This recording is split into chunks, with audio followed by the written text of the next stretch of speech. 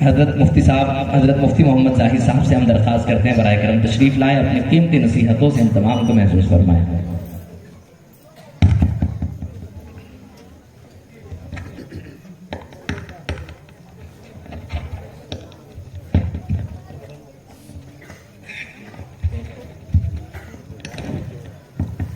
دوستوں اب آپ لوگوں کی باری آ گئی ہے، جو کھڑے ہیں نا آپ اب بیٹھ جائیں، یہ بیٹھنے کا مقام ہے، بہت سکون اور اطمینان کے ساتھ دین کی اہم بات بہت اہمیت کے ساتھ سنی جاتی ہے۔ پیچھے مدرسے کی جانب کچھ لوگ کھانا کھا کے فارغ ہو چکے ہیں، کھانا بند بھی ہو چکا ہے، بعد میں آپ تمام لوگوں کے لیے کھانے کا معقول نظم کیا گیا ہے، کوئی بھی ساتھی بغیر کھائے نہ جائے۔ آپ تمام تشریف رکھیں، اس وقت آپ کے درمیان میں حضرت مولانا مفتی محمد زاہد صاحب تشریف رکھتے ہیں۔ الحمدللہ وحدہ والصلاة والسلام علی من لا نبی بعد،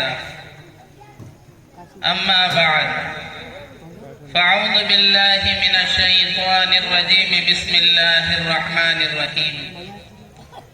انا نحن نزلنا الذکر وانا له لحافظون۔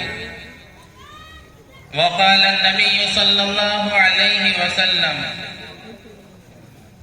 خیرکم من تعلم القرآن وعلمہ، او کما قال النبی صلی اللہ علیہ وسلم۔ صدر عالی ذی وقار اور اسٹیج پر رونق افروز علماء کرام اور معزز حاضرین مجلس،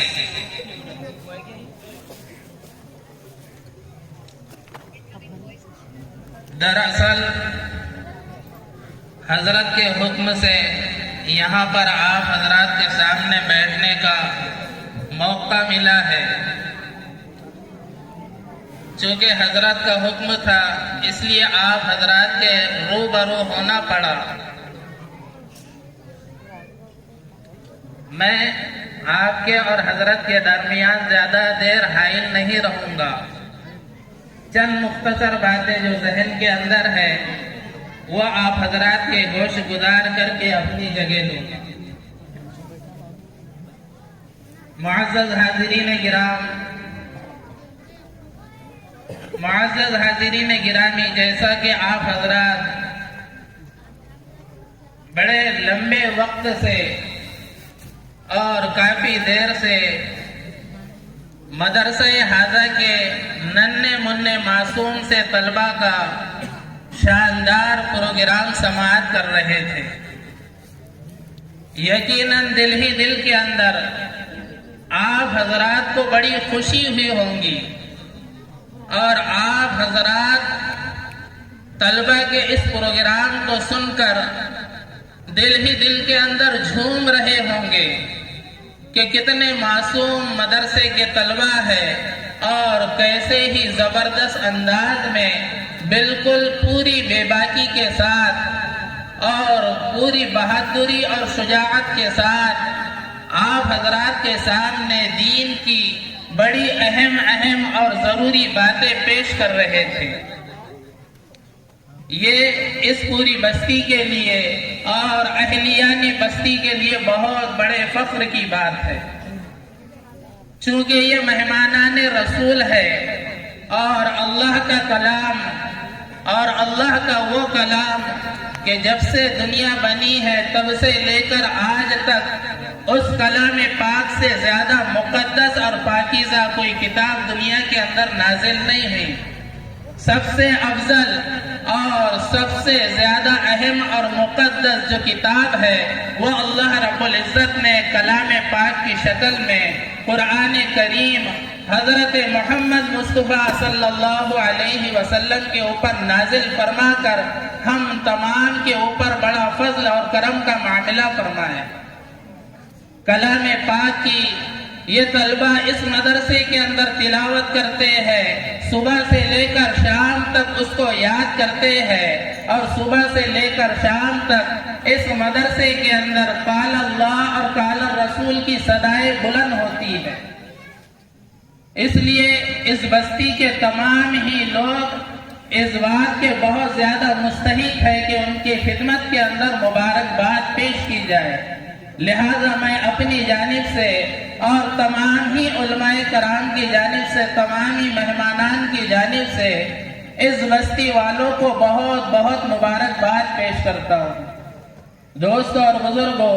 جیسا کہ میں نے شروع ہی میں کلام پاک کی ایک چھوٹی سی آیت آپ حضرات کے سامنے تلاوت فرمائی ہے، اِنَّا نَحْنُ نَزَّلْنَا الذِّكْرَ وَإِنَّا لَهُ لَحَافِظُونَ، کہ اللہ رب العزت نے کلام پاک کو نازل فرمایا اور اللہ رب العزت خود ہی اس کے محافظ ہے، اور اللہ رب العزت نے اس کی حفاظت کا ایسا شاندار اور ایسا زبردست انتظام فرمایا کہ ننھے منھے مسلمانوں کے بچے محنت کر کے دن اور رات ایک کر کے اپنے استادوں کی نگرانی کے اندر رہتے ہوئے اپنے والدین کو چھوڑ چھاڑ کر، اپنے دوست احباب کو چھوڑ چھاڑ کر، اپنے محلے بستی کے اپنے ہم نواؤں اور برابر کے ساتھیوں کو چھوڑ چھاڑ کر مدرسے کے اندر داخل ہوتے ہیں، کلام پاک کو سیکھتے ہیں اور اپنے سینوں کے اندر اس کو محفوظ کرتے ہیں۔ یہ کلام پاک کا ایک بہت بڑا معجزہ ہے کہ اتنی بڑی، اتنی ضخیم اور اتنی موٹی کتاب دوستوں اور بزرگوں ان کے سینوں کے اندر بالکل پیوست ہو جاتی ہے۔ یہ کوئی معمولی بات نہیں ہے، بہت بڑی بات ہے کہ اگر کوئی انسان کلام پاک کے علاوہ دوسری کوئی کتاب اگر یاد کرنا چاہے تو زندگی گزر جائیں گی، لیکن کوئی بھی شخص کسی کتاب کا حافظ نہیں بن سکتا۔ یہ کلام پاک کا ایک زندہ جاوید معجزہ ہے کہ کلام پاک کو جو انسان بالکل دل جمعی کے ساتھ اور جستجو کے ساتھ اور لگن اور شوق کے ساتھ یاد کرتا ہے تو اللہ رب العزت اس کی عظمت کی وجہ سے اس کتاب کو اس کے سینے کے اندر داخل فرما دیتے ہیں۔ اس لیے ہم اس مدرسے کے اندر تعلیم حاصل کرنے والے بچوں کو حقیر اور معمولی نہ سمجھیں۔ بہت سارے حضرات جو نئے دور سے متاثر ہوتے ہیں اور جدید زمانے سے بہت زیادہ متاثر ہوتے ہیں اور جن کے مزاج کے اندر ماڈرن پنا ہوتا ہے، جو اپنے آپ کو بہت زیادہ قابل سمجھتے ہیں، ایسے لوگ دینی مدارس کے طلبہ کو بڑی حقارت کی نظر سے دیکھتے ہیں۔ حالانکہ دوستوں اور بزرگوں، ان کا کیا مقام اور کیا مرتبہ ہے اس کا پتہ اس وقت چلے گا جب انسان کی آنکھ بند ہوگی، جب اللہ رب العزت آخرت کے اندر بے حساب اجر و ثواب سے ان کو نوازیں گا اور کامیابی کا پروانہ ان کے ہاتھ میں دے گا، اور ان لوگوں کو 10 ایسے لوگوں کی شفاعت کا حق ادا کرے گا جن کے اوپر دوزخ بالکل واجب ہو چکی ہے۔ اس وقت دوستوں اور بزرگوں ان کے مقام اور مرتبے کا ہم کو پتہ چلے گا، اور ان کا مقام اور مرتبہ کتنا بلند ہے ہم اس واقعے سے اس کا اندازہ لگا سکتے ہیں کہ سلطان محمود غزنوی رحمت اللہ علیہ ایک بہت بڑے بادشاہ گزرے، لیکن وہ ہمیشہ 3 باتوں کو لے کر بڑے فکر مند رہا کرتے تھے اور بالکل بے چین رہا کرتے تھے۔ 3 چیزیں ایسی تھی جو دل و دماغ کے اندر ان کے ہمیشہ کھٹکتی رہتی تھی کہ اس کی حقیقت کیا ہے۔ اسی بات کو لے کر وہ پریشان رہا کرتے تھے۔ ان تینوں چیزوں میں سے سب سے پہلی تو ایک چیز یہ کہ وہ اپنے بارے میں بہت زیادہ فکر مند رہا کرتے تھے کہ میں سبکتگی کا بیٹا ہوں، اور سبکتگی تو پہلے بادشاہ نہیں تھا بلکہ فوجی تھا، کہیں میری نسبت صحیح ہے یا غلط۔ ایک تو یہ بات کی وجہ سے ہمیشہ کھٹکتے رہتے تھے اور پریشان رہا کرتے تھے، اور دوسری جو چیز تھی وہ یہ کہ دنیا کے اندر بہت سارے شعبے ہیں، دین کے دنیا کے اندر بہت سارے شعبے ہیں، لیکن کون سا شعبہ افضل ہے، یہ بات کو لے کر وہ بڑے فکر مند رہا کرتے تھے کہ کم از کم مجھے یہ پتہ چل جائے کہ دین کا سب سے اہم اور سب سے افضل شعبہ کون سا ہے۔ اور تیسری بات یہ کہ کئی عرصے سے ان کو حضور پاک صلی اللہ علیہ وسلم کی خواب کے اندر زیارت نہیں ہوئی تھی. وہ چاہتے تھے کہ حضور کی زیارت مجھے نصیب ہو جائے. اس بات کو لے کر وہ پریشان رہا کرتے تھے. چونکہ بادشاہ تھے اور پہلے بادشاہوں کی تو ہمیشہ یہ عادت رہی ہے کہ وہ اپنی رعایا کا پورا خیال رکھا کرتی تھی. آج کے طرح نہیں تھے، بلکہ باقاعدہ گلیوں کے اندر، محلوں کے اندر اور جنگلوں کے اندر گھوم پھر کر دیکھا کرتے تھے کہ کوئی پریشان حال کہیں سے آیا ہو، کوئی مسافر ہو جس کے کھانے کا رکنے کا کوئی انتظام نہ ہو تو اس کی کچھ مدد کی جائے، اس کا انتظام کیا جائے. تو باقاعدہ پریشان لوگوں کو تلاش کیا کرتے تھے، اور جہاں کہیں پر بھی کوئی ایسا شخص نظر آتا جو کسی وجہ سے کسی مسئلے کے اندر پریشان ہے تو اس کی پریشانی کو دور کرنے کی فکر کیا کرتے تھے. چنانچہ سلطان محمود غزنوی رحمت اللہ علیہ ایک مرتبہ رات کے وقت میں راؤنڈ کے اوپر نکلے کہ چلو بستی کے اندر دیکھتے ہیں کوئی پریشان تو نہیں. تو کیا دیکھتے ہیں کہ ایک مدرسے کا طالب علم، انہی بچوں کی طرح ہوں گا ماشاءاللہ، یعنی بہت زیادہ لگن والا، بہت زیادہ محنت کرنے والا اور علم کی جستجو کے اندر لگنے والا. تو دیکھا کہ ایک طالب علم ہے جو ایک شخص کے گھر سے جو روشنی باہر نکل رہی ہے اس روشنی کے اندر کچھ پڑ رہا ہے. تو سلطان محمود غزنوی رحمت اللہ علیہ نے دیکھا تو اس سے کہا کہ بچے کیا کر رہے ہو؟ تو کہا کہ میں پڑھائی کر رہا ہوں. تو بادشاہ نے کہا کہ تم اس طرح راستے کے اندر بیٹھ کر پڑھائی کر رہے ہو، مسجد میں جا کر یا مدرسے میں جا کر پڑھائی کرتے؟ تو اس بچے نے جواب دیا کہ مدرسے کے اندر روشنی کا انتظام نہیں ہے، جس کی وجہ سے پڑھنے میں بہت زیادہ دقت ہوتی ہے. یہ صاحب کا گھر ہے، اس گھر سے روشنی باہر آ رہی ہے اور اس روشنی کے سہارے میں کتابیں پڑھ رہا ہوں. تو بادشاہ سلامت نے یہ سوچا کہ ان کا یہ مسئلہ دور کرنا بہت ضروری ہے، ان کے لیے روشنی کا انتظام کرنا ضروری ہے. چنانچہ بادشاہ نے کہا کہ انشاءاللہ میں تمہارے لیے روشنی کا انتظام کر دوں گا. اور بعد میں گئے اور جا کر روشنی کا انتظام کر دیا. تو جب وہ لڑکے نے روشنی دیکھا اور روشنی میں پڑھنا شروع کیا تو اس وقت بادشاہ سلامت کو اس نے دعا دیا کہ اے اللہ، اس شخص کی جو بھی جائز مراد ہو اس کو پوری کر دے. یعنی بچہ خوش ہو گیا، اس کو تو پڑھنے سے مقصد تھا، پڑھنے سے مطلب تھا، اور بادشاہ سلامت نے اس کے لیے روشنی کا انتظام کر دیا اور علم حاصل کرنے کے لیے ایک بہترین انتظام کر دیا. تو لڑکا بڑا خوش ہوا اور خوش ہو کر اس نے بادشاہ سلامت کو دعا دی کہ اے اللہ، اس بندے کی جو بھی جائز مراد ہو، جو بھی پریشانی ہو اس کو دور فرما، جو بھی جائز مراد ہو اس کو پوری فرما. بس اس طریقے سے بچے نے دعائیں دی اور وہ بادشاہ اپنے گھر واپس چلے گئے. اور رات میں جب گھر کے اندر سوئے تو خواب میں حضور پاک صلی اللہ علیہ وسلم کی زیارت ہوئی اور حضور نے فرمایا، اے سبکتگی کے بیٹے، تو نے میرے مہمان اور میرے وارث کی مدد کی تو اللہ تعالیٰ تجھے اس کا بدلہ عطا فرمائے گی. یہ حضور پاک صلی اللہ علیہ وسلم کی زیارت ان کو خواب کے اندر نصیب ہوئی. تو جیسے ہی وہ نیند سے بیدار ہوئے تو جو 3 چیزیں ان کے ذہن میں، ان کے دل و دماغ کے اندر کھٹکتی رہتی تھی دوستوں اور بزرگوں، وہ بالکل واضح ہو گئی، بالکل کھل کر سامنے آ گئی. سب سے پہلی چیز تو یہ کہ ان کو یہ صدمہ رہا کرتا تھا کہ میں سبکتگی کا بیٹا ہوں یا نہیں. تو جب حضور نے خواب کے اندر فرمایا اے سبکتگی کے بیٹے، تو اس سے تو یہ بات واضح ہو گئی کہ واقعتاً وہ سبکتگی کے بیٹے ہیں. اور پھر حضور نے فرمایا کہ تم نے میرے وارث کی مدد کی روشنی کے ذریعے، لہذا اللہ تم کو دنیا و آخرت کے اندر اس کا انعام عطا کریں گے. تو دوستوں اور بزرگوں بتلانا مقصد یہ ہے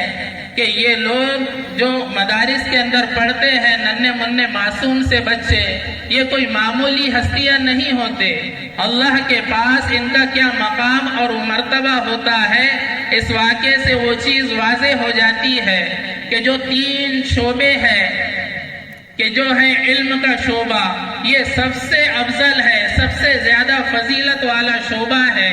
کہ ہم نے اس کو بالکل بہت ہی زیادہ کمزور سمجھا اور بہت ہی زیادہ حقیر سمجھا، جس کی وجہ سے ہم اس شعبے کی طرف دھیان اور توجہ نہیں دیتے. دوستوں اور بزرگوں، ہم انداز لگائیں کہ یہ وہ 4 دیواری ہے جہاں پر قرآن پاک پڑھا جاتا ہے، اور قرآن پاک پڑھے جانے سے زیادہ دنیا کے اندر کوئی کتاب کا پڑھے جانا اللہ رب العزت کو پسند نہیں ہے، بلکہ اللہ رب العزت اس بندے سے بے انتہا خوش ہوتے ہیں جو کلام پاک کی تلاوت کرتا ہے، اور اللہ رب العزت اس کے اوپر بے حساب اجر و ثواب اس کو مرحمت فرماتے ہیں. اسی لیے حضور پاک صلی اللہ علیہ وسلم نے فرمایا کہ تم میں سے سب سے زیادہ بہتر وہ ہے جو قرآن کو سیکھے اور اس کو سکھائے، یعنی خود بھی قرآن سیکھے اور اسی طرح دوسروں کے اندر کلام پاک کی تعلیم کو عام کرے. اور کئی احادیث کے اندر میرے اور آپ کے پیارے آقا جناب محمد الرسول اللہ صلی اللہ علیہ وسلم نے ان لوگوں کے لیے بشارتیں سنائی ہیں جو کلام پاک کو حفظ یاد کرنے والے ہیں، کہ جو بندہ بھی کلام پاک کو حفظ یاد کرتا ہے اور اس کے اوپر عمل کرتا ہے، اس کے اوپر عمل کرتے ہوئے اپنی زندگی گزارتا ہے، تو اللہ رب العزت اس کو تو اجر و ثواب اور زبردست انعامات سے نوازیں گے ہی، لیکن ساتھ ہی ساتھ اس کے والدین کے ساتھ بھی اللہ رب العزت ایسا زبردست اکرام والا معاملہ فرمائیں گے کہ اس کے والدین کو ایسا تاج پہنایا جائے گا کہ جس کی روشنی سورج سے بھی زیادہ روشن ہوگی. تو دوستوں اور بزرگوں، ہمیں چاہیے کہ ہم کلام پاک سے اپنے تعلق کو، اپنے رشتے کو مضبوط کریں. جتنا ہم کلام پاک سے اپنے رشتے کو مضبوط کریں گے اور کلام پاک کی حقیقت کو اور کلام پاک کی تعلیمات کو اپنی زندگی کے اندر اتاریں گے، تو اللہ رب العزت ہمیں دنیا کے اندر بھی سرخ روئی عطا فرمائیں گے اور آخرت کے اندر بھی ہمیشہ ہمیشہ کے لیے ہم تمام کو سرخ رو فرمائیں گے اور کامیابی ہمارے قدم چومے گی. اس لیے ہم یہ چھوٹے چھوٹے ادارے اور ان اداروں کے اندر پڑھنے والے ننھے منھے معصوم سے جو بچے ہوتے ہیں، ہم ان کے اعتبار سے فکر کریں، اپنے دلوں کو ان کے اعتبار سے بالکل صاف ستھرا رکھیں اور جتنا زیادہ ہم سے ہو سکتا ہے ہم ان کی حوصلہ افزائی کریں، ان کی نگاہ داشت کریں، اور جب بھی اور جس لائن کی بھی ضرورت کا ہم سے مطالبہ کیا جائے تو اس ضرورت کو پورا کرنے کے اعتبار سے دوستوں اور بزرگوں ہم تمام آگے بڑھتے رہیں، ہم آگے بڑھتے رہیں گے اور اس ادارے کو اپنا ادارہ سمجھ کر، اس ادارے کے طلبہ کو اپنے بچے سمجھ کر اور اس ادارے کے اساتذہ کو اپنے اساتذہ سمجھ کر اگر ہم اس ادارے کے ساتھ اپنے تعلق کو جوڑیں گے تو یہاں سے پڑھنے والے طلبہ پڑھ کر تو چلے جائیں گے، لیکن مرنے کے بعد اللہ رب العزت صرف ان سے حسن عقیدت کی وجہ سے جو انعامات ہمیں وہاں عطا کرے گا، تو دوستوں اور بزرگوں اس وقت ہمیں اس انعامات کو دیکھ کر اس قدر خوشی ہوگی اور اس قدر افسوس بھی ہوگا کہ کاش ہم اپنی پوری زندگی ان طلبہ کی ضروریات کی پوری کرنے میں اور ان کے تعاون کے اندر لگا دیتے تو کتنا اچھا ہو. اس لیے ہم اس ادارے کی قدر کریں، اس ادارے کو محبت کی نظر سے دیکھیں اور دامے درمے سکونے جو کچھ بھی ہم اس کے لیے تعاون کر سکتے ہیں تعاون کرنے میں بالکل بھی دریغ نہ کریں. کیا ہوا اگر ہم نے اپنے بچے کو حافظ نہیں بنایا، لیکن اگر اس مدرسے کے کسی ایک طالب علم کی ہم اپنے ذمے کفالت لے لیں، کسی طالب علم کو ہم اپنی ذمہ داری کے اندر لے لیں، کہ مفتی صاحب، مولوی صاحب، آپ کے پاس جو بچے پڑھتے ہیں ان بچوں میں سے کوئی ایک بچہ میرے سپرد کر دو تاکہ یعنی شروع سے لے کر حافظ بننے تک اور حافظ بننے سے لے کر عالم بننے تک کے کا پورا خرچ میں سنبھالوں گا۔ تو دوستو اور بزرگوں، یہ تو ایسے ہی ہوا کہ جیسے میں نے خود نے اپنے بچے کو حافظ قرآن یا عالم دین بنا دی، جس طرح انسان خود اپنے بچے کو حافظ عالم بناتا ہے یا عالم دین بناتا ہے تو اس کے اوپر جو اس کو اجر و ثواب ملے گا اور اللہ کے پاس جو انعام ملے گا،